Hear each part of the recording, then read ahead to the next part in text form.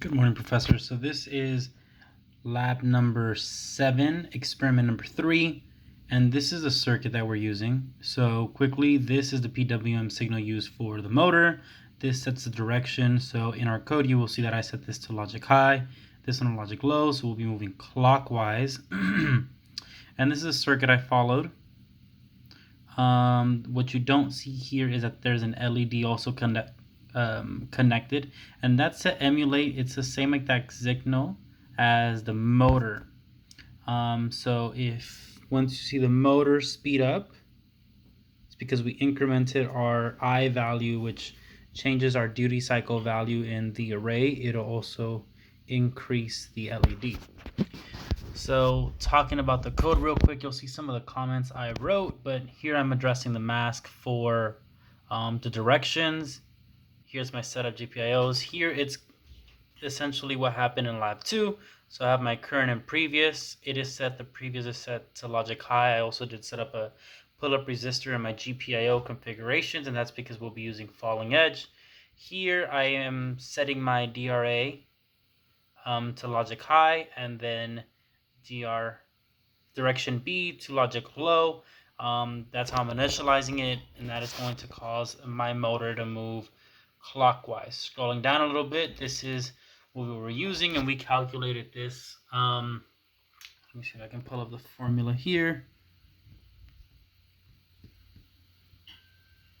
So here.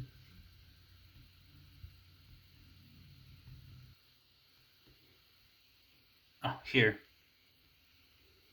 This is how we found our CMP and load values. Right now I'm having a hard time finding it.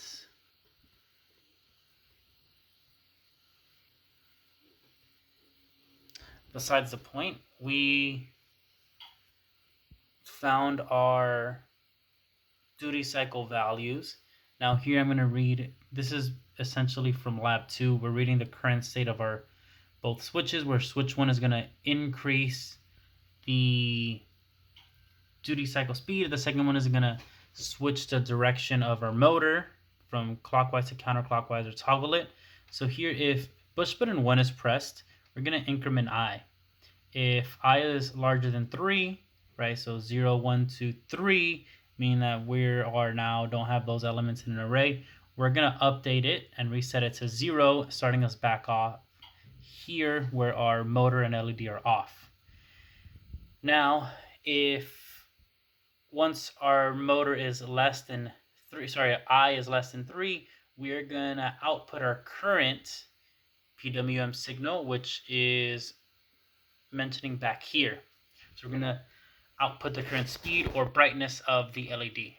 One problem that I did have is when I had this line and I would let go of the push button, it wouldn't work. So here, as you can see, this is 1 and 0. Down here I have 0 or 1, which is De Morgan's law, and that's when the button is released. I added comments here on the report, but I just don't have them here on Microvision. And once I release it, I'm also outputting the current PWM signal. From there, I'm going to update the previous switch here. This video is getting a little long, so just talking about it quickly. If I press the second button, what I want to do is I want to stop my motor. The reason for that is if I'm going here as fast as I can and stop it and go this way, it can damage the motor. So first I want to, if I'm spinning this way, I want to stop and then go this way. So if my push button 2 is pressed, again using falling edge, we're going to stop my motor. I am going to toggle both my directions. So first, in my initial code, direction A was on, this one was logic low, so we were going clockwise. So the first time around, if I press it, we'll go to counterclockwise. Then I'm going to output the PWM signal of where we were going at the same speed before this push button was pressed. Now once it's released, we're going to keep going at that speed. We're going to update the switch, and then we are going to delay for 50 milliseconds, and that's just so our push button could catch it. Some of these I explained in our GPIO and PWM configuration, so I'll skip right by it. I will upload my I would build and download my code. I am now going to reset. So I am going to press this push button 1, push button 2. So it's off. I am going to pick this one up with this hand just so the fan doesn't hit there. I'm going to push the push button. It is not working. What is going on? Oh,